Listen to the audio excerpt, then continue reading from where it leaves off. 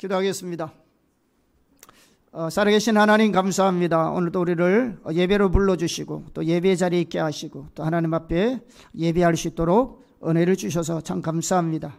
우리가 늘 하나님을 경외하게 하시고 또 하나님을 뜨겁게 사랑하게 하시고 하나님을 더 깊이 알아가게 하시고 전례 없이 우리가 더 하나 된 교회로 세워주시고 거룩하며 또 능력의 교회로 하나님이 세워주시옵기를 원합니다. 우리를 더 하나님 복음과 진리로 우리를 더 무장하여 주셔서 세상 가운데 정말 하나님의 나라와 그 영광을 살아낼 수 있도록 또 하나님께서 우리를 통해서 마음껏 하나님의 나라를 감당해낼 수 있는 믿음의 세대와 사람들로 세워주시옵기를 원합니다.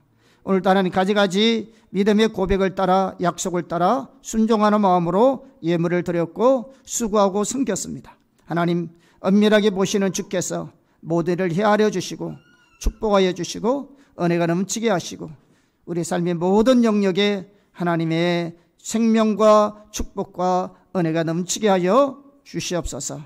감사합니다. 하나님 오늘도 특별히 아버지 하나님 우리 해외에 있는 우리 지체들을 위해서 축복합니다. 하나님께서 그들 가운데 임하시고 지혜 주시고 또 시차정을 잘하게 하시고 또 주의 은혜를 함께 해주셔서 정말 하나님께서 저들 가운데 하나님이 행하실 모든 일을 이룰 수 있도록 축복하여 주시옵소서.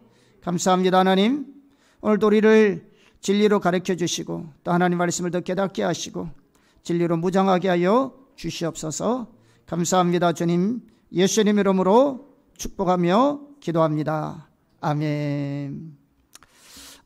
우리 지금 변호사 시험 치고 있는 지체들을 위해서 교회에서는 철학기도 합니다. 그래서 시험 시간에 맞춰서 화요일날 저녁 11시부터 어차피 9시부터 11시까지 저녁 기도회이기 때문에 화요일날은 9시부터 그 다음날 6시까지 시험 마치는 시간까지, 수요일날은 10시부터 그 다음날 새벽 6시까지 이렇게 같이 철회하면서 기도합니다. 걔들 점심시간은 우리도 쉽니다. 점심 먹습니다. 걔들 공부할 때 우리는 기도하고 걔들 점심 먹을 때 우리 점심 먹고 야식이죠. 야식. 또 그들 시험 칠 때 우리 기도합니다. 그리고 그들 마칠 때 우리도 마칩니다. 할렐루야. 지난번에도 그렇게 기도했습니다. 2월 달에도. 아니 늘 그렇게 기도해 왔습니다. 우리 지금 3학년들도 동일하게 그렇게 기도할 겁니다. 할렐루야.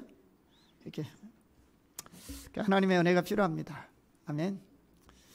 여러분도 함께 기도해 주시기 바랍니다. 자, 하나님의 말씀 보겠습니다. 하나님의 말씀은 레위기 23장 9절에서 22절까지입니다. 자, 같이 합독하겠습니다. 여호와께서 모세에게 말씀하여 이르시되 이스라엘 자손에게 말하여 이르라.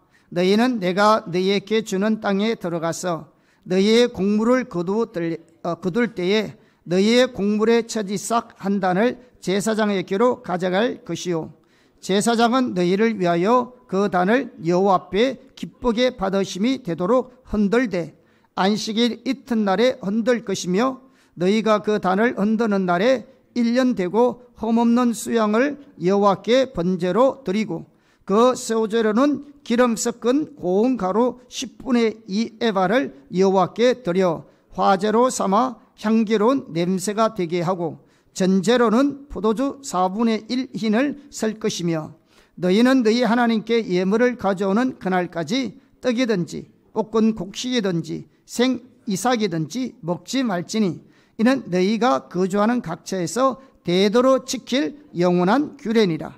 안식일 이튿날 곧 너희가 요제로 곡식당을 가져온 날부터 세워서 7 안식일의 수요를 채우고 7 안식일 이튿날까지 합하여 50일을 계수하여 새 소제를 여호와께 드리되 너희의 처소에서 10분의 2 에바로 만든 떡 2개를 가져다가 흔들지니 이는 고운 가루에 누룩을 넣어서 구운 것이요 이는 첫 요제로 여호와께 드리는 것이며 너희는 또 이 떡과 함께 1년 된 흠없는 어린 양 7마리와 어린 수소 1마리와 순양 2마리를 드리되 이것들을 그 소제와 그 전제 제물과 함께 여호와께 드려서 번제로 삼을지니 이는 화제라.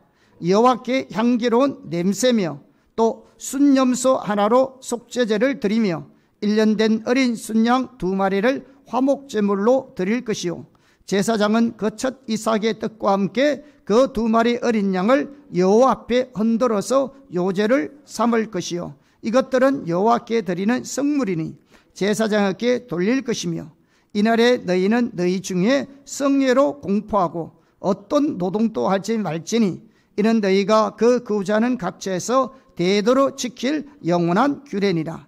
너희 땅에 곡물을 벨 때에 밭 모퉁이까지 다 베지 말며 떨어진 것을 줍지 말고 그것을 가난한 자와 거류민을 위하여 남겨두라. 나는 너희의 하나님 여호와니라. 아멘. 지금 읽은 말씀이 무슨 말씀인지 이해가십니까? 네. 무슨 말인지 잘 이해가 안 가죠? 하나님께서 맥주주의를 지킬 때 어떻게 지켜야 되는지를 이렇게 상세하게 설명해 놓은 겁니다. 할렐루야. 자, 오늘날은 현대사회는 농경사회도 아니고 또 심지어 집 밖에 나가지도 않고 재택으로 돈 벌 수 있는 시대에 우리가 살고 있는데 정말로 우리 시대에도 맥주주의를 지키는 것이 무슨 의미가 있는 것인가 이렇게 생각할 수 있습니다. 그런데 하나님께서 맥주주의를 지키라는 하나님 목적과 의중을 보면 오늘도 하나님 백성들이 이 절기를 지켜야 함을 알 수 있습니다. 그래서 그 부분에 대해서 우리가 좀 살펴보기 원합니다. 첫째, 맥주절은 수고의 열매를 주신 하나님의 은혜에 감사하는 것입니다. 원래 구약시대에는 수확의 절기가 두 가지가 있었습니다. 하나는 곡물을 수확해서 거두는 절기가 있었고 다른 하나는 과일을 수확해서 거두는 절기가 있었습니다. 그래서 곡물을 수확해서 거두는 절기를 맥추절이라고 했고 과일을 수확해서 거두는 절기를 장막절이라 했습니다. 그리고 이 곡물을 수확해서 거두는 절기도 두 종류가 있었습니다. 하나는 뭐냐면 보리그지를 한 곡식을 드리는 절기가 있어요. 이것을 초실절이다 이렇게 말합니다. 그래서 이 초실절이라는 말을 할 때는 처음 익은 열매를 드리는 개념으로 사용할 때는 초실절이라는 말을 표현합니다. 그리고 밀그지를 끝난 후에 새 곡식으로 첫 방을 만들어 드리는 절기가 있습니다. 이것을 가리켜서 맥추절이다 이렇게 말합니다. 그리고 그러니까 맥추절은요 처음 익은 밀의 열매를 강조할 때 사용하는 표현이 맥추절이다 이렇게 말합니다. 그리고 맥추절을 또 칠칠절이라는 표현을 쓰는데요, 이 칠칠절은 7번의 안식일을 계수하여서 50일째를 강조할 때는 칠칠절이다 이렇게 표현하고 있습니다. 그러나 초실절이나 맥추절이나 칠칠절이나 다 같은 절기를 말하고 있습니다. 그래서 이 초실절과 맥추절은 서로 연관성을 가지고 있습니다. 무슨 말이냐면 첫 열매를 드리는 것과 이스라엘 백성들이 이 명령을 지킴으로써 하나님께서 모든 수확의 복을 내리시는 분이심을 알고 그 하나님을 경외하기 위해서 이 절기를 지키라고 한 겁니다. 따라서 초실절은 그 어떤 것에 대한 첫 성과를 거둬들이는 것에 감사하는 것이고, 그것이 농사일이든 우리 직장일이든 비즈니스 일이든 어떤 일에 대한 첫 성과를 하나님 앞에 거둬들이는 것에 감사하는 것입니다. 그리고 칠칠절은 뭐냐? 이후에 계속되는 모든 축복에 대해서 하나님께 감사함을 말해주고 있습니다. 또한 하나님은 무교절이 끝난 50일째 되는 날에 새 소제로 하나님께 드리라고 말씀하고 있습니다. 이 소제는 곡식으로 하나님께 드리는 제사를 말합니다. 그래서 이 소제는 단독으로 드리기보다는 다른 제사와 함께 드리는 경우가 많이 있습니다.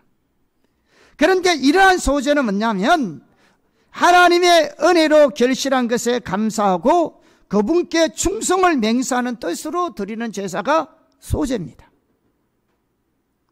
그리고 하나님께서는 이 소제를 드리되 고운 가루에다가 누룩을 넣어서 드리라고 말하고 있습니다. 왜 그렇게 했냐면 원래는 하나님의 제물에는 이 누룩이 잘 안 들어가요. 그런데 그래서 무교절에는 무교병을 드립니다. 무교병이라는 말은 누룩이 없는 빵을 말합니다. 우리가 선창식 할 때 여러분 우리가 이렇게 떡을 떼잖아요. 그 이스라엘에서 가져온 이렇게 떡을 떼는데 그게 무교병입니다. 누룩을 넣지 않는 빵. 왜 그러냐 그러면 이 무교병은 험과 티가 전혀 없으신 걸어가신 예수 그리스도를 상징해 주고 있습니다. 그래서 거기에는 누룩 없이 드리는 겁니다. 그래서 무교병을 드리는 것이고 77절에는 유교병을 드리는 것입니다. 그 떡에다가 누룩을 넣는 것이죠. 뭘 말해주겠냐면 이 유교병은 누룩과 같이 왕성하여 커져가는 교회를 상징합니다. 그리고 무교절의 무교병은 하나님께 대한 특별한 헌신과 감사를 드리는 것을 의미하지만 77절의 유교병은 일상생활 속에 일용할 양식을 베푸신 하나님의 은혜를 찬양하고 감사하는 의미가 담겨 있습니다.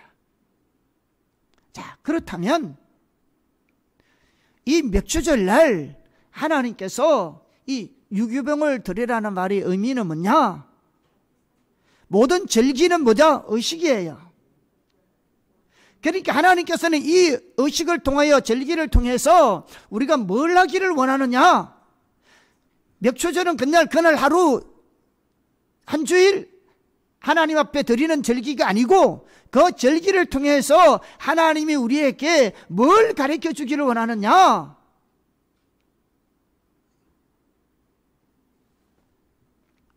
먼저는 매일의 삶 속에서 우리의 필요를 채우시고 일용할 양식을 공급하시는 하나님이신 것을 기억하기를 원하는 겁니다. 우리 매일의 필요를, 매일의 일용할 양식을 하나님이 공급하시는 겁니다. 그걸 기억하고 우리가 감사하라는 겁니다. 맥주절을 할 말만 감사하는 것이 아니고 이 절기를 통해서 하나님은 매일의 내 삶의 필요를 채우시는 그분이라는 겁니다.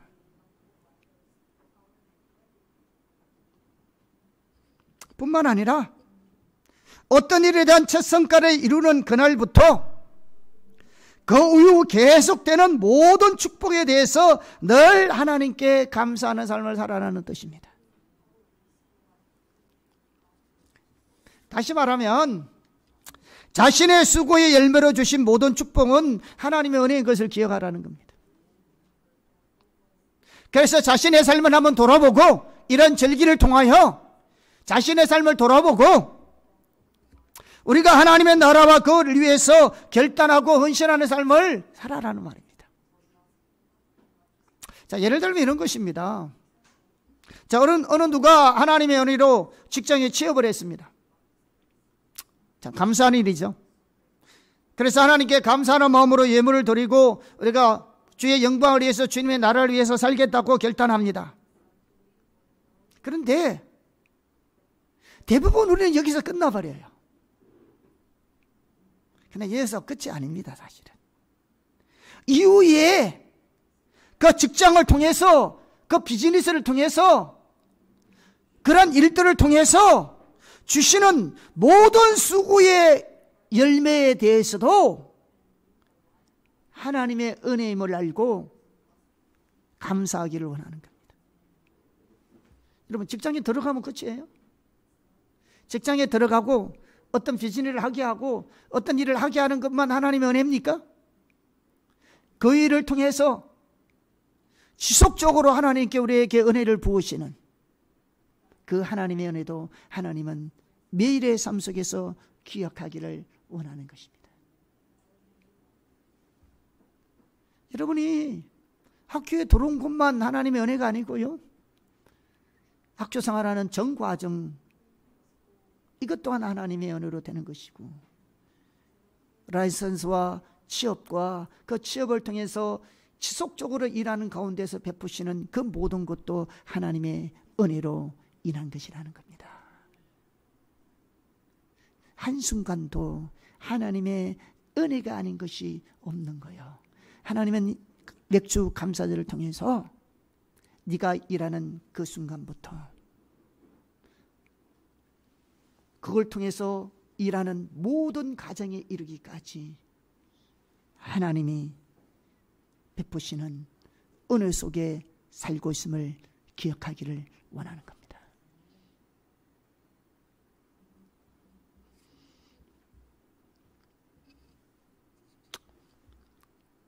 그런데 오늘날 많은 성도들이요, 첫 성과에 대해서는 감사하는데 그 위에는 자기 자신의 삶의 목적에 대해서 살아가는 자들이 너무 많이 있습니다.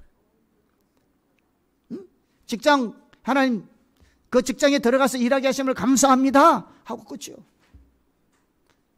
하나님은 그것만 감사할 것이 아니고 그 직장을 통해서, 그 비즈니스를 통해서, 그 일을 통해서 내가 수고하는 그 모든 수고 과정 속에서 베푸시고 도우시고 함께 하시고 인도하시고 보호하시고 모든 것에 주님 은혜를 부으시는 그것을 날마다 기억하기를 주님은 원하시는 거죠.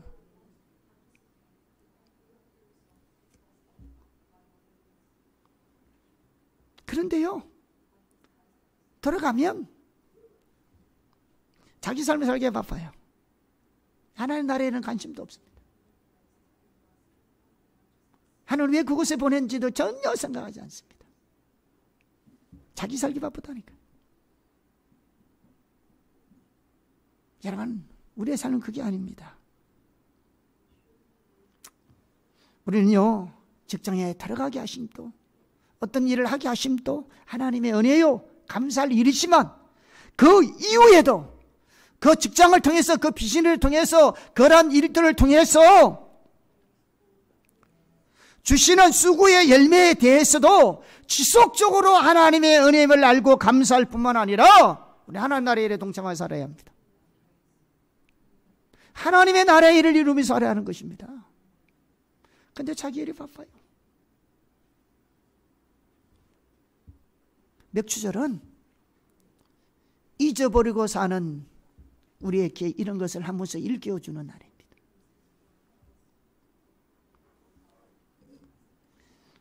우리는 자신들이 가진 것 중에 하나님으로부터 받지 않는 것이 하나도 없음을 기억해야 합니다.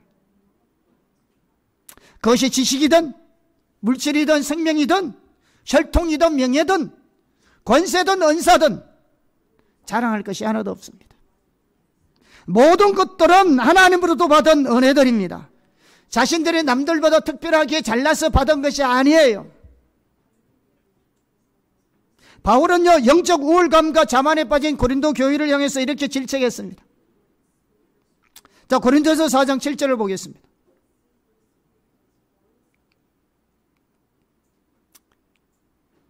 고린도서 4장 7절 같이 보겠습니다. 시작. 누가 너를 남달리 구별하였느냐? 내게 있는 것 중에 받지 않은 것이 무엇이냐? 네가 받았은 적 어찌하여 받지 않은 것 같이 자랑하느냐? 아마 고린도 교회는 자기는 특별하다고 생각하는 사람이 있었는 것 같아요. 그런데 하나님께서는 누가 너를 구별하였느냐? 누가 너를 특별한 존재로 만들었냐? 아니요, 너.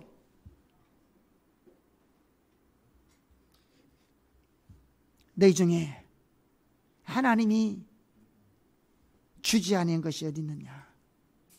하나님도 받지 않는 것이 아니라 모든 것이 하나님도 받은 겁니다. 할렐루야. 우리는 다음의 말씀을 기억해야 합니다. 시편 127편 1절에서 3절 말씀, 또 104편 14절에 15절 말씀 같이 한번 읽어보겠습니다. 시작. 여호와께서 집을 세우지 아니하시면 세우는 자의 수고가 헛되며 여호와께서 성을 지키지 아니하시면 파수꾼의 깨어있음이 헛되도다. 너희가 일찍이 일어나고 늦게 누우며 수고의 떡을 먹음이 헛되도다. 그러므로 여호와께서 그의 사랑하는 자에게는 잠을 주시는도다. 보라, 자식은 여호와의 기업이요 태의 열매는 그의 상급이로다. 시편 104편 시작. 그가 가축을 위한 풀과 사람을 위한 채소를 자라게 하시며 땅에서 먹을 것이 나게 하셔서 사람의 마음을 기쁘게 하는 포도주와 사람의 얼굴을 윤택하게 하는 기름과 사람의 마음을 힘있게 하는 양식을 주셨도다. 여러분, 이 말씀에 뭐냐? 하나님이 함께하지 아니하시면 사람의 모든 노력과 열심은 그 어떤 결실을 제대로 맺을 수 없다는 걸 말해주고 있습니다. 내가 열심히 아침 일찍 일어나서 밤늦게까지 일한다 할지라도 하나님이 함께하지 않으시면 내 열심은 어떤 열매도 없는 거예요. 내가 우리 가정을 내 나름대로 열심히 세워갈지 몰라도 하나님이 세우지 아니하시면 가정은 참되게 세워지지 않습니다. 하나님이 집을 세우시고 가정을 세우시고 산업을 세우시고 내 인생을 세워갈 때 우리의 자원과 노력에 상관없이 모든 일이 되어집니다. 할렐루야. 여러분, 우리는 되려고 노력하는 삶이 아니에요. 당연하게 성실하게 살아야죠. 열심히 살아야죠. 그런데 사람이 열심히 못 살고 성실하게 못 살고 일 열심히 안 해서 성공 못하는 게 아니에요.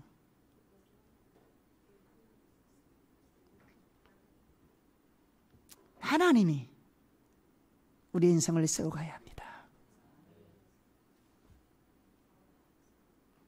여러분, 여러분의 인생에 A의 약점이 여러분의 인생을 A의 약점으로 만드는 것이 아닙니다. 하나님이 여러분의 인생을 세워가는 겁니다. 여러분은 지금 학업이니까 공부 열심히 하셔야죠. 공부 열심히 하셔야죠. 그건 기본입니다. 그러나 그것 때문에 여러분이 하나님을 찾는 것을 소홀히 여긴다면, 하나님을 향한 믿음이 여러분들이 저버린다면, 여러분의 노력은, 여러분의 열심은 밤새워서 과제를 제출하고 밤새워서 공부한다 할지라도 여러분의 수고의 열매는 없을 겁니다. 하나님을 잊어버리면 하나님이 여러분과 함께 하셔야 해요. 여러분이 하나님을 신뢰해야 한다고요. 여러분이 하나님을 경외해야 한다고요. 여러분이 더 하나님을 찾아야 한다고요. 그걸 놓쳐버리고 여러분 과제나 공부에만 매여 있으면 그 수고의 열매는 하나님이 얻게 하시는데,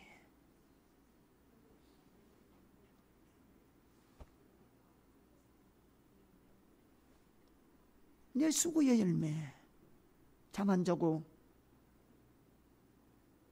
하나님이 세우셔요. 여러분, 하나님을 놓쳐버리면 안 돼요. 하나님을 놓치면 안 된다니까요. 하나님을 잊어버리고 하나님을 놓쳐버리면 여러분의 노력만 남아요. 여러분의 열정만 남고 여러분의 수고만 남고 밤 못 자고 고생만 남지 열매는 없어요.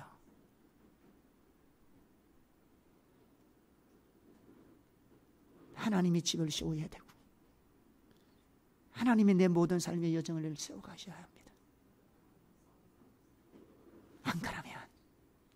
우리의 수고는 헛됩니다. 그 말을 하고 있는 거예요. 하나님께서 맥주주를 통해서 다시 한번 우리의 신앙을 되돌아봐야 될 것이 뭐냐? 매일매일의 내 삶의 필요를 채우시는 분이 하나님이시다. 기억하라는 거예요. 뿐만 아니라 지금까지 내가 수고하여 얻을 수 있었던 모든 것이 하나님이 주신 은혜와 축복임을 기억하면서 감사하라는 말입니다. 그래서 그 나라와 그를 위해서 사는 자가 되어라는 말입니다. 아멘.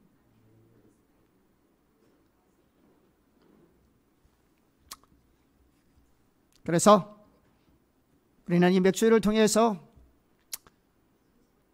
우리 하나님께 더 감사하는 자가 되기를 예수님을 축복합니다. 특히 우리 소유의 모든 수고는 하나님의 은혜입니다. 감사해요. 할렐루야. 둘째, 맥주절은 하나님에 대한 주인의식을 각인시켜 줍니다. 자, 맥주절에는 특히 10절에 보니까 첫 열매를 하나님께 드리는 절기입니다. 첫 열매를 가져다가 하나님께 드린다는 것은 모든 것이 하나님의 것임을 말해주고 있습니다. 아울러 땅의 주인이 하나님이신 것을 우리에게 상기시켜 주십니다. 그래서 성경에 보면 첫 열매를 드리는 그날까지 아무것도 먹지 말라 했습니다. 이것은요, 하나님의 주인의식 가운데 하나님께 제일 먼저 우선순위를 두라는 말입니다. 다시 말하면 하나님 중심적인 삶을 살아라는 말입니다. 우리의 모든 생명은 하나님 중심적인 삶에만 있습니다. 우리가 이것을 인간 창조에서도 우리가 살펴볼 수 있는데요, 하나님께서 남자와 여자를 창조하시고 그들을 에덴 동산에 주셨습니다. 그러면서 모든 실과는 따먹되 선하게 알게 하는 나무는 따먹지 말라 했습니다. 따먹는 날에는 반드시 죽으리라고 말씀했습니다. 자, 어떤 사람들은 우리가 이렇게 생각할 수 있습니다. 하나님께서 왜 선악과를 만들어 가지고 인간을 타락시키느냐? 차라리 안 만들었으면 타락하지 않았을 텐데, 이렇게 생각할 수 있습니다. 그러나 선악과는 최소한 두 가지 면에서 매우 중요한 의미를 가지고 있습니다. 첫째는 선악과야말로 인간으로 하여금 인간답게 되게 하는 것입니다. 무슨 말이냐 하면, 선악과는 하나님께서 우리 인간을 로봇으로 만들지 않고 하나님처럼 스스로 선택할 수 있는 자유의지를 가진 인간으로 만드셨다는 뜻입니다. 자유의지. 예를 들면 이런 거죠.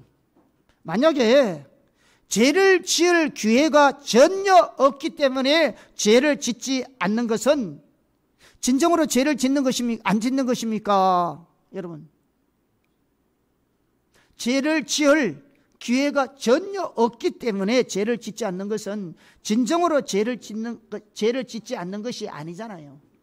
왜? 죄를 지을 기회가 없으니까 못 짓는 것 뿐이지. 만약에 죄를 지을 기회가 있는데도 불구하고 죄를 짓지 않는다면 그 사람은 진짜로 죄를 안 짓는 것이지만, 그죠? 죄를 지을 기회가 없으니까 죄를 안 짓고 있다면 이 사람은 지금 죄를 뭐고 짓지 않는 것이 아니고 기회가 없어서 못 짓는 겁니다.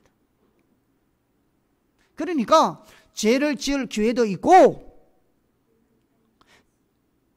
죄를 안 지을 기회도 두 가지 주었을 때 내가 선택하여서 안 지을 때는 이 사람 죄 안 지는 거잖아요.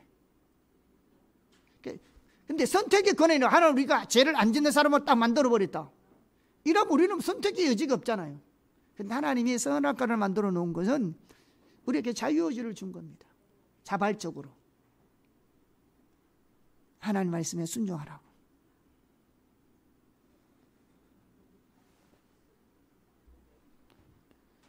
불순종도 마찬가지입니다.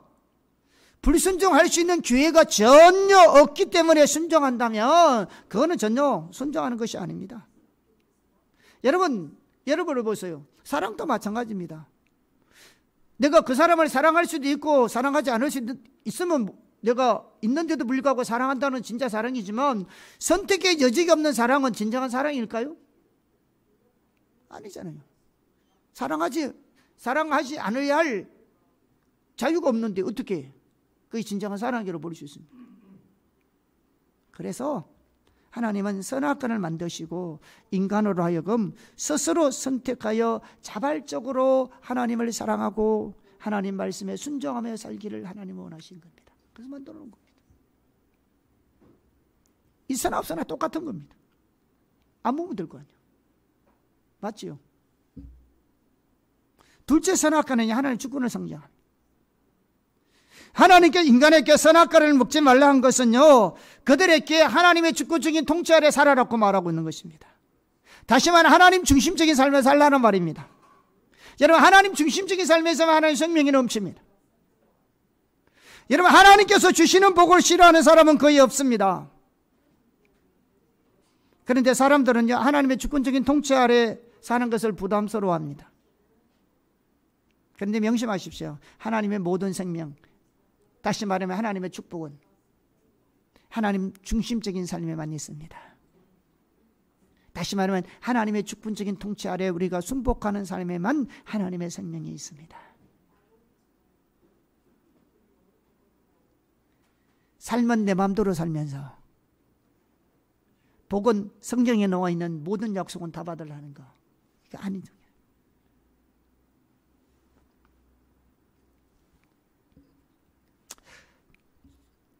맥추절은 하나님께 첫 열매를 드리는 것도 하나님 중심으로 산다는 것을 의미합니다.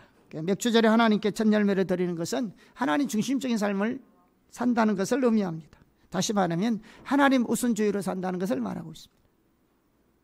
자, 그리스도인들 중에서 하나님의 존재 자체를 부인하는 사람은 아무도 없습니다. 그러나 하나님보다 자기를 먼저 생각하는 사람들이 많이 있습니다. 하나님보다 자기를 앞세웁니다. 하나님의 뜻보다 자기의 뜻을 앞세웁니다. 교회의 덕보다도 자기의 유익을 앞세웁니다.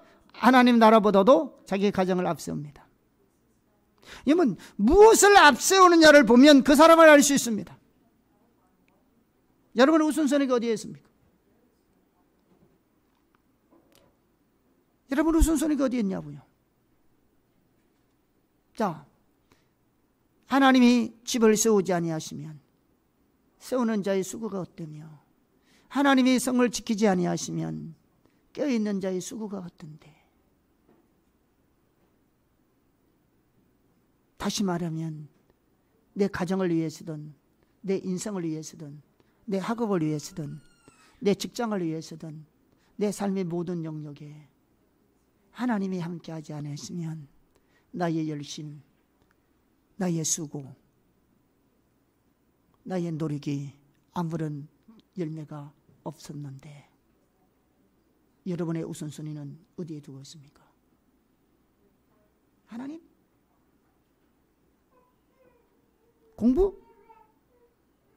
하나님? 직장생활? 하나님? 가정? 뭐 여러분의 순서는 어디 있냐니까. 하나님 없으면 나의 수고와 노력과 열정에 열매를 장담할 수 없는데 여러분의 우선순위는 어디 있냐 이거죠.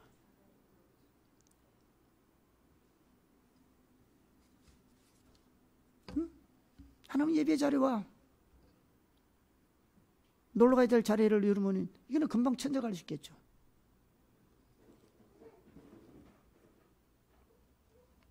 하나 그런다. 너희는 먼저 그 나라와 그를 구하라. 그러면 이 모든 것을 너희에게 더하시리라. 여러분의 삶의 목적이 하나님의 영광이 있기를 축복합니다. 하나님 임재, 하나님의 나라가 이 땅에 이루어지기를 원하고 소망하고 갈망하며 살기를 예수님으로 축복합니다. 그것을 위해 주님을 찾고 예배하고 공부하고 일하고 수고하는 것입니다. 하나님의 나라를 이 땅에 이루기 위하여 어떻게 하면 하나님을 더 기쁘시게 하려는 것이 우리 인생의 우선 목적이 되어야 합니다. 제가 지난번에 고영선 원장님 얘기를 한번 했잖아요. 그 현신의 권사님이 죽어서 천국에 갔는데 현신의 권사님은 모른다 그러고, 그래서 나중에 그 하나님이 하늘문을 여시고 하늘문이 아니라 이렇게 세상문을 여시면서 고영수 원사님을 보여줬다 했잖아요, 예수님이. 그러면서 네가 다시 살아남으면 고영수 원장을 만나보라고. 벙어리 된 사람이 예수를 믿고 주님을 섬기는데 내가 저에게 침 놓는 은사를 주어서 사람들을 살린다고. 그분은 그렇대. 은사예요. 그분의 은사는 배워서 침 놓는 게 아니고요, 하나님 주신 은사였어요. 그래서 그분은 환자가 딱 오면요, 침자를 보인대요. 그 침 놓으면 가지가지 불치병들을 수없이 치유했습니다. 여러분, 세상에 수많은 사람들 가운데요, 현신의 권사님 그러면 우리나라에서 최고의 신유언사자입니다. 모르는 사람 없어요. 하루에도 10,000명 이상이 치유받았던 그분이 죽었는데 천국 가보니까 예수님이 자신을 모른다 하더래요. 일생 동안 주님 위에 살았는데. 그래서 놀래가지고 그분이, 그러니까 우리나라 대형교회 목사님 이름을 다 댄 거예요. 이 사람 압니까? 그거 모른다. 저 사람들 아는다. 몇몇 사람은 그분은 안다 그러더래요. 그래서 아무개 목사님은 안다 그래서 자기 살아와서 자기의 전 재산을 그분에게 다 헌금했어요. 그분이 뭐 하느냐? 북한 선교하는 사람이었어요. 그리고 하나님이 고영수 원장을 만나보라 해서 그분을 만나보려고 노력해서 만났잖아요. 고영수 원장도 현신의 권사님 때 했던 사람이에요.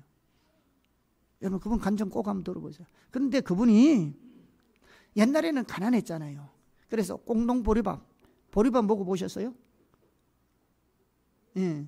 요즘 같이 보리밥 먹으러 가는 거 말고, 진짜 그때는 먹을 것이 없어서 우리는 보리밥을 먹었어요. 그런데 손님들을 위해서 특별하게 뭐냐면은 어른들에게, 우리 집 같으면 보리밥 있는데 거기에다가 살을 얹어놔. 왜냐? 우리 할머니 드리려고 하는 살만 여겨. 근데 고영수 원장님 또 자녀들이 있고 또 병자들 또 와서 치유하고, 그 대부분 암 환자들이고 이런 데 치유하는데, 이제 그들에게는 보리밥, 소화가 안 되는 보리밥을 먹일 수 없잖아요. 그러니까 보리밥에 살을 얹어놓고 이제 밥을 해가지고 자기 자식에게는 보리밥 주고 환자들에게는 살밥을 주는 거예요. 그러니까 자녀들이 엄마 우리도 살밥 먹고 싶다는 거죠. 그런데 너희들은 건강하지 않냐. 그런데 환자들은 건강하지 않는데 얘들에게 좋은 거 먹어야지, 너희들에게는. 그래서 이분은요, 철저하게 자기 자식들에게는요, 좋은 거 안 줬답니다. 환자들에게 그 귀한 살밥을 먹였어요. 그런데 하늘나라 가니까 하나님이 그것조차도 기억하고 있더래요. 자기에게 좋은 것 주지 않고 환자들에게만 줬던 그것도 하나님이 기억하고 있더래요. 여러분의 우선순위거든요.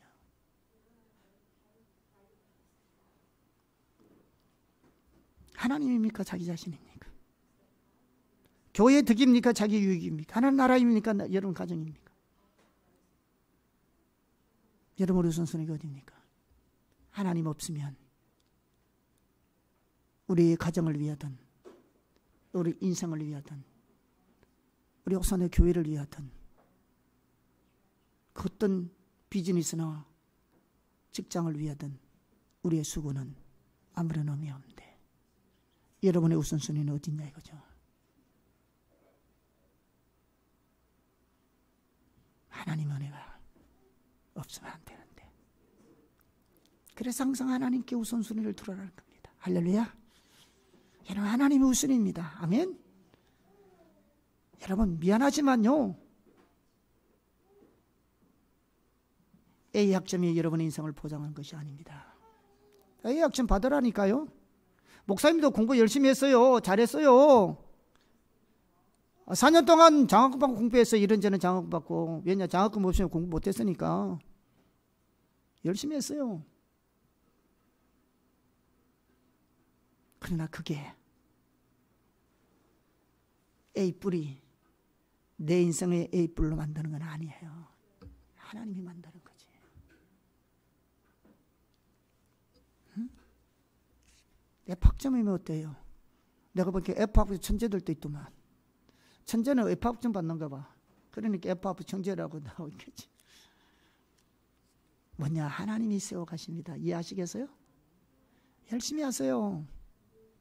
그러나 여러분의 노력이 헛되지 않으려면, 여러분이가 열심히 헛되지 않으려면 하나님을 우선으로 두어야 합니다. 아멘.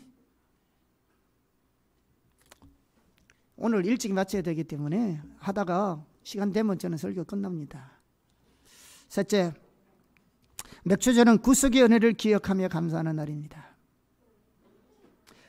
자, 맥추절은 단순히 곡물의 수확에 감사만 있는 것이 아닙니다. 하나님께서 신명기 16장 12절에 보면 맥추절을 지키라 하면서 이렇게 말씀하셨어요. 같이 한번 읽어볼까요? 시작. 너는 애굽에서 종되었던 것을 기억하고 이 규례를 지켜 행할지니라. 자, 이스라엘 백성들이 애굽에서 종살이 하면서 아들이 나오면 죽어야 했던 그 시절 있었죠? 430년 동안 고육과 우욕스럽게 살았습니다. 그런데 하나님의 능력과 기적으로 그들을 출애굽하게 하셨고 광야 40년의 세월을 거쳐서 요단강을 건너서 가나안 땅에 왔습니다. 그래서 하나님께서는 이 맥추절을 통해서 수확의 감사의 기쁨뿐만 아니라 수고의 열매에 대한 감사일 뿐만 아니라 애굽에서 종되었던 것을 생각하고 그 구속하심에 감사라는 겁니다. 왜냐하면요, 애굽의 종살이에서 구원하여 주시면 물론 애굽에서 결코 누릴 수 없었던 풍성함을 누리게 해주신 은혜를 잊지 않고 기억하기 합니다. 아멘. 다시 말하면 철저하게 하나님 자원으로 살아가는 겁니다. 여러분, 그들의 힘과 노력으로 출애굽한 것이 아닙니다. 하나님 은혜로 가는 건 것이죠. 그래서 하나님의 택한 백성들은요, 하나님의 은혜로 살리시고 구속하신 것을 감사하고 기억하는 것이 맥추절입니다. 여러분, 우리 인생을 한번 되돌아보십시오. 여러분, 만약에 여러분이 예수를 안 믿었더라면 여러분의 인생이 어떻겠습니까? 저는 가끔 돌아봐요. 내가 목사가 아니었으면 내가 어땠을까? 어떻게 예수를 믿었을까? 가끔 가다가 나는 여러분보다 더 잘 못 믿을 수도 있다 생각됩니다. 목사가 아니었다는. 정말 저는 하나님의 일을 위해서 목사로 부르심을 받은 것에 대한 감사도 있지만요, 그보다도 목사이니까 그래도 좀 더 말씀대로 순종하고 섬겼던 적이 많이 있는 것 같아요. 우리는 예수 믿는 동기가 다양할 것 같습니다. 때때로 절박한 순간에 소망 없고 절망스러울 때, 또 질병과 고통 가운데 있을 때, 낙심하고 방황하고 있을 때, 때때로 실패하고 좌절하고 있을 때, 뭐 슬퍼하고 외로워 있을 때 등등 가지가지 우리가 예수 믿게 된, 물론 뭐 모태신앙도 있고 그럴 수도 있겠지만은, 만약에 우리가 어떻든 간에 어떤 환경이나 어떤 시절을 간에 우리가 예수를 믿지 않았더라면 어떻게 되었을까요? 여러분 한번 생각해 보셨습니까? 내가 예수를 믿지 않았더라면 어떻게 살았을까? 그리고요, 주님 없이 살았던 때를 한번 생각해 보십시오. 물론 모태신앙들은 다르겠지만 세상이 종이 되고 세상의 풍속을 쫓고 사탄의 지배 아래 살면서 술 먹고 방탕하고 도박하고, 여러분 그러한 삶이 그 당시에는 즐거워 보이고 그것이 인생의 즐거움이라고 생각될지는 몰라도 지금 우리의 신앙의 관점과 신앙의 가치관을 볼 때 얼마나 헛된 것입니까? 험한 거죠. 만약에 주님의 나를 불러주지 않았다면 생각만 해도 사실은 끔찍한 겁니다. 또한 지금 예수 믿지 않았다면 지금 무엇을 하면서 살고 있는지 생각해 보세요. 여러분, 여러분의 삶이 지금 어떤 형편과 환경에 있을지는 몰라도요, 지금보다 결코 낫지 않을 겁니다. 결코 낫지 않을 겁니다. 우리는요, 세상의 부귀영화가 인생의 모든 것이 아닌 걸 압니다.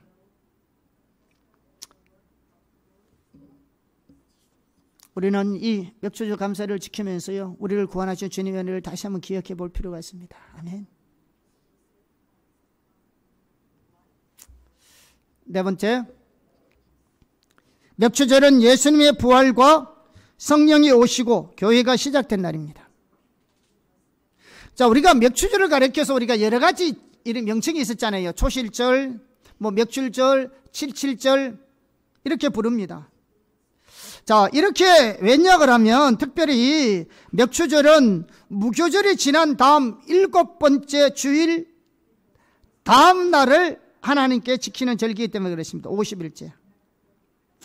그래서 유대인들은 칠칠절은 모세가 율법을 받으러 시내산에 올라간 날을 기념합니다. 칠칠절날. 그러나 예수님 이후에 신약 성경에서 칠칠절은 변력이 되어가지고 오순절로 정착되었습니다. 구약에서는 오순절이라고 안 부릅니다. 칠칠절을 구약에서는 칠칠절이라고 부르지. 오순절은 예수님 이후 신약이 와서 오순절 날이에요. 50일째 되는 날이니까. 칠칠절이 50일째 되는 날이에요. 자, 이것을 보면요, 칠칠절은 십배금과 율법을 수여받은 날이고, 신약이 와서 이 칠칠절에는 뭐가 왔어요? 성령이 우리 가운데 임하신 날입니다. 성령 강림하신 날입니다. 이것만 보더라도요, 우리가 신앙은 말씀과 성령이 조화를 이루어야 됨을 알 수 있습니다. 특히 초실절은요, 히브리어로 욤 하비쿠림, 욤 하비쿠림이라고 부릅니다. 이 비쿠림은요, 오기로 한 약속을 의미합니다. 그리고 이 단어의 어견은 뭐냐? 베코르인데요, 첫 태생을 의미합니다. 자, 이렇게 볼 때 초실절은 오기로 한 약속과 첫 열매 혹은 첫 태생이라는 의미를 포함하고 있습니다.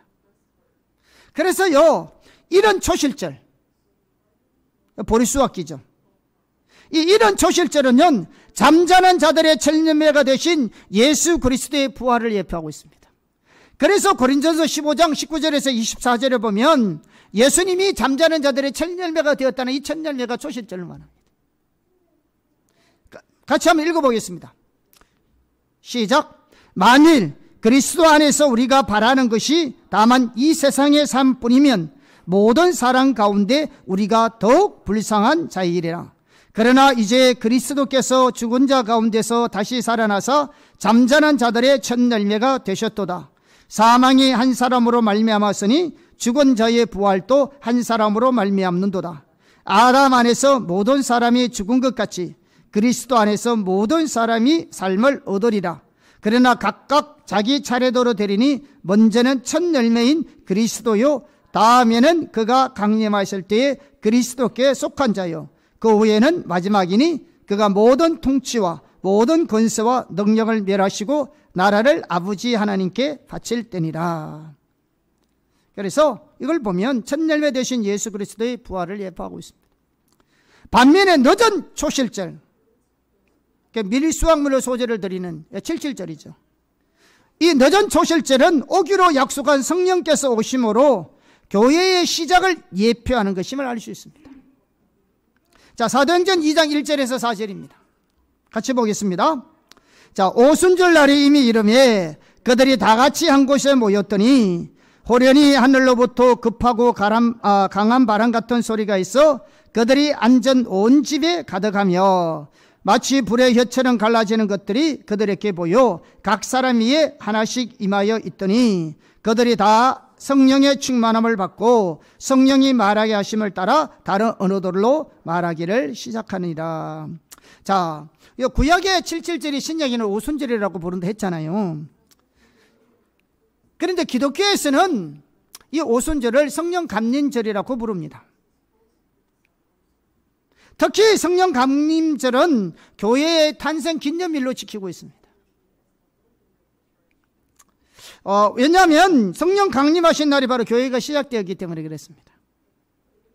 그래서 교회는 성령이 오시고 난 뒤에 생긴 것이 교회입니다. 그리고 성령 강림이라는 것은 성령이 우리 안에 모신 날이기도 하고요. 그런데 저는 보세요. 오순절과 맥추절은 같은 절기예요, 안 절기예요? 같은 절기예요. 그런데 우리나라에서는 날짜가 달라요. 맥주를 언제 지킨다고요? 무교절에서 50일째 되는 날. 그래서 이게 부활절이 해마다 날짜가 다르듯이 이게 7.7절, 다시 말하면 오순절은 날짜가 달라요, 해마다. 왜냐하면 부활절이 다르니까. 그때부터 시작해서 50일째 되는 날이니까. 그러니까 원래 2022년도에 성령 감리비는 6월 첫째 주일이었어요. 6월 4일 날. 부활절이 지난 50일째니까. 근데 항상 한국교회의 맥주절은 언제 지킵니까? 7월 첫째 주일을 지킵니다. 저는 뭐 넷째 주에 지켰지만 대부분의 한국교회는 맥주절은 7월 첫째 주에 지킵니다. 왜 그럴까요? 왜 다른가 하면요, 우선 이 맥주절의 맥자는 보리 맥자가 아닙니다. 성경에서는 보리가 아니고요, 밀입니다. 밀. 맥주절은 밀을 추수하는 날이 맥주절이에요. 보리를 추수하는 그때는 초실절입니다. 그럼 왜 맥주를 지켜야 되었느냐? 이는 굉장히 한국적인 요소가 있습니다. 우리나라는 밀을 거의 재배하지 않습니다, 사실은. 제가 어릴 때는 밀을 조금 재배했지만 우리 한국에는 밀을 거의 재배하지 않습니다. 대부분 보리를 재배했는데요, 우리나라 농사 절기 내에 6월 중순이 되면 보리하고 밀 추수가 끝나고 모를 심기 시작합니다.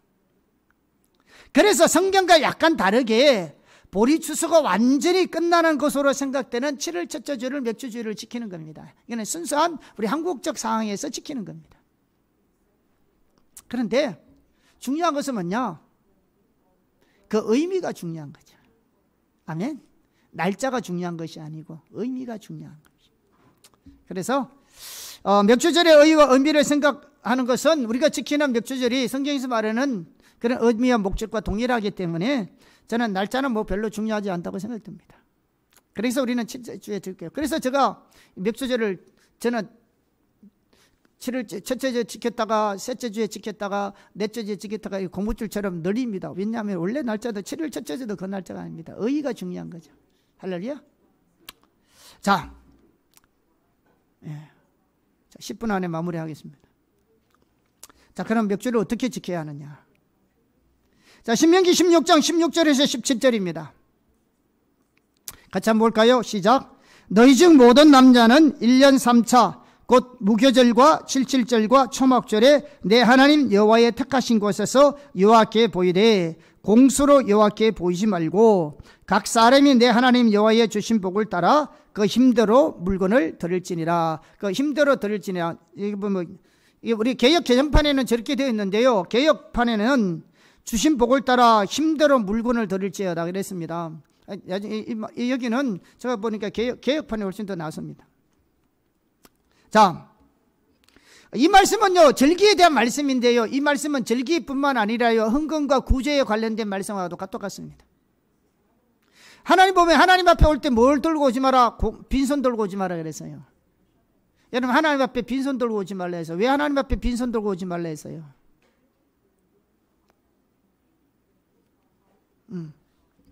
하나님께 빈손 들고 오지 말라는 것은요, 먼저는 뭐냐면 하나님을 섬기되 형식적으로 섬기지 말고 진정한 감사한 마음으로 섬기라는 말입니다.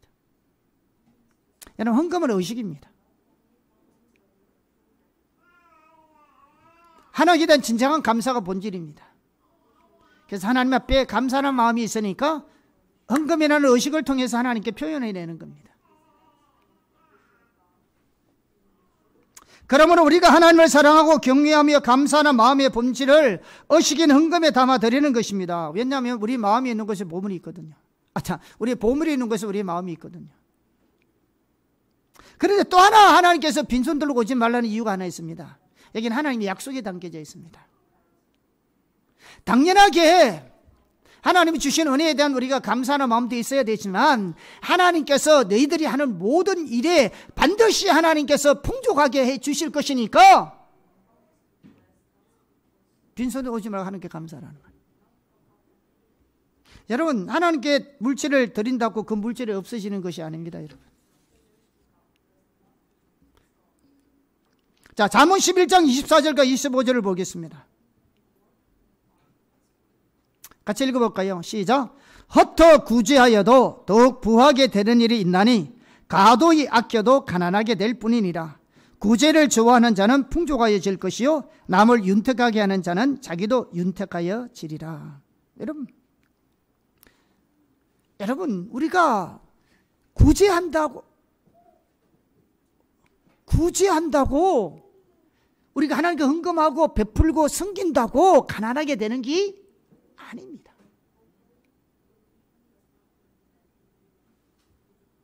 성경이 뭐냐? 헛되어 구제하여도 더욱 부유하게 된다는 거죠. 도리어 과도히 아껴도, 이게 보통 아끼는 게 아닙니다. 이거 완전 구두쇠예요. 과도히 아낀다면 완전 구두쇠예요. 구두쇠 같이 산다고 해서 부유하는 게 아니라 오히려 도리어 뭐한다? 가난하게 됩니다. 세상의 원리와 하나님의 원리는 다른 겁니다. 그래서 하나님은요, 힘을 다하여 물건을 드리라 했어요. 그러니까 걱정하지 말고 힘을 다하여 드리라는 거예요. 섬길 때 섬기고 드릴 때 드리고 하라는 겁니다. 여러분 힘을 다하여 물건을 드리는데 이 물건이 뭔지 아세요? 이 물건은요 다른 물건이 아니라 원어적으로 보면 선물이에요. 선물. 이 선물의 의미는 뭐냐? 하나님께서 주신 축복을 말합니다. 선물은 자기의 노력으로 받은 게 아니잖아요.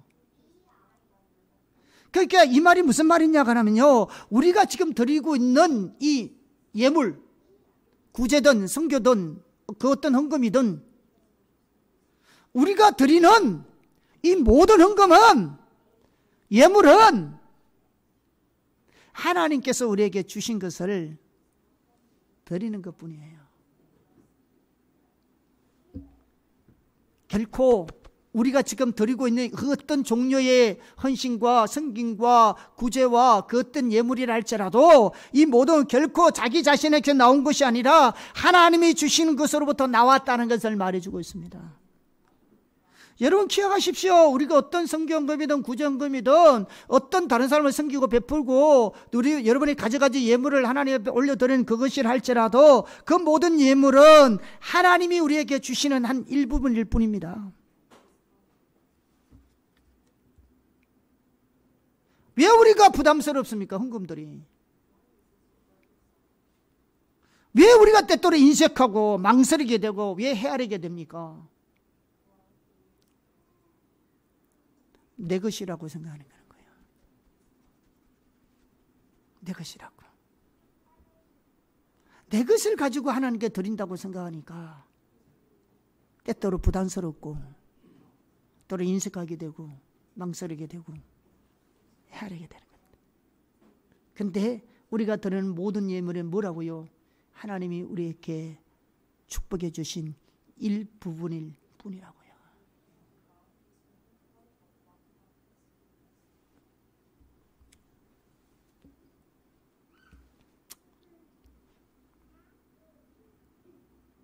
한 가지 얘기하고 마칠게요. 주일 아침에 아버지가 아들에게 500원짜리 동전 하나와 1000원짜리 한 장을 주면서 너는 교회 가서 1000원짜리는 헌금하고 500원어치 아이스크림을 사 먹어, 이렇게 말했어요. 그런데 교회에 돌아온 아들을 보니까 손에 쥔 것은 1000원짜리를 쥐고 있는 거죠. 그래서 아버지가 이상하게 생각해서 물었습니다. 너 왜 1000원을 헌금하지 않았니? 아까 아버지가 뭐라 했다고요?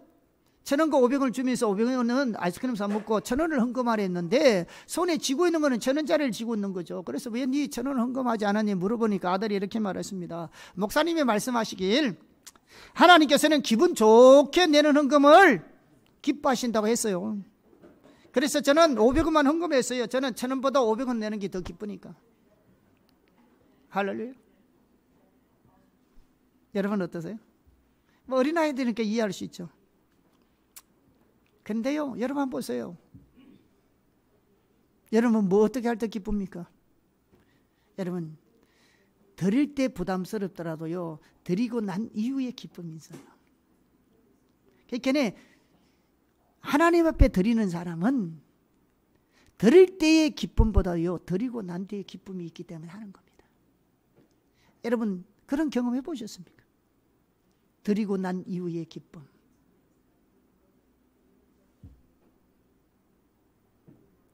가난하다고요? 마게도냐에 있는 교회들은요, 예루살렘 교회가 어려울 때요, 구제할 때 그들이 극한 가난 속에서, 성경은 극한 가난에서, 극한 가난을 말해서 오늘날로 표현하면요, 극빈자입니다. 생활보호 대상자라고요. 극한 가난 속에서라도 힘들어 할 뿐만 아니라 힘에 지나도록 했다 했어요. 그것도 자원하는 마음으로. 그 기쁨을 아세요, 여러분?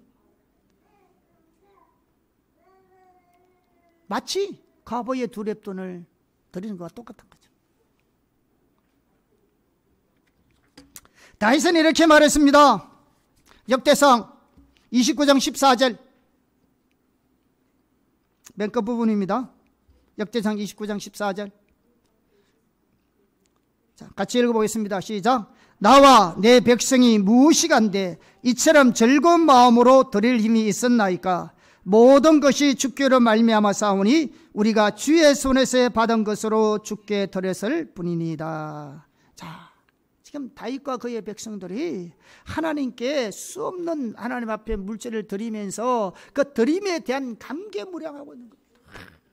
하나님, 우리가 이렇게 하나님 앞에 드릴 수 있는 게 너무너무 참 감개무량합니다. 너무 좋습니다.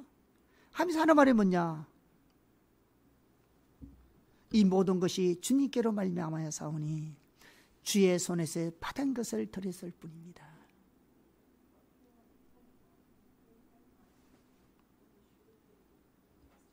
우리 모두가 이런 고백이 있기를 축복합니다. 우리가 드리는 것은 하나님이 우리에게 선물로 주신 축복의 일부분을 드릴 뿐이에요. 이 기쁨을 아시기를 축복합니다. 이 기쁨이에요. 자, 마무리하겠습니다. 우리가 맥주 감사제를 지키면서 우리 매일의 필요도 하나님이 채우십니다. 일터에서 얻은 수고의 열매도 하나님이 하십니다. 지식도 생명도 지위와 명예도 능력과 은사도 우리가 누리고 가진 모든 것은 하나님이 주셨습니다. 그리고 지속적으로 앞으로 하나님도 주실 겁니다. 이런 하나님의 주권과 은혜를 잊지 않고 더 감사하고요, 우리의 삶을 하나님의 나라와 오래 살기를 예수 이름으로 축복합니다. 더더욱 여러분의 삶의 노력이, 열정과 열심이 헛되지 않으려면 하나님을 우선적으로 섬기시기를 주의 이름으로 축복합니다. 하나님을 잊어버리면 안 돼요. 하나님을 놓치면 안 돼요. 아멘. 그분이 하셔야 합니다. 은혜가 있기를 예수 이름으로 축복합니다. 예. 찬양.